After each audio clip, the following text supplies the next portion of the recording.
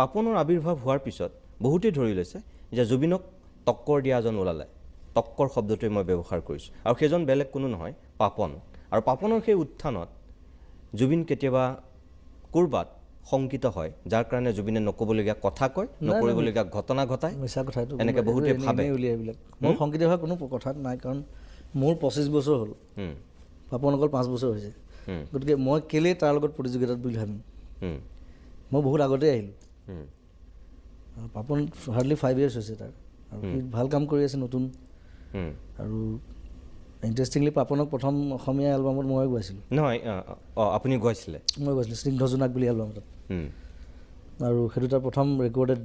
Assamese song কথাটো এনেকুৱা হৈছে নেকি যি ধৰণে আপুনি মাত্ৰ ক'লে স্নিগ্ধ জোনাকত আপুনি পাপনক প্ৰথম গাইছে ঠিক একেদৰে জিতুল সোণোৱালেও আপোনাক প্ৰথমে বাদ্যযন্ত্ৰী আপুনি ব্যৱহাৰ কৰিছিল সেই জিতুল সোণোৱালক আপুনি উৰাই দিছিল এটা সময়ত জিতুলাই মোক তেনেকৈ পাপনে আপোনাক উৰাই দিছে এতিয়া জিতুলাৰ লগত মই কীবৰ্ড বজাইছিলোঁ মোক উৰাই দিব নোৱাৰে এইটো লাভ নাই ৰজা এটাই থাকে মন্ত্ৰী ধেৰ থাকে আৰু পাপন আমি খুব ভাল বন্ধু এতিয়াও আমি আড্ডা মাৰোঁ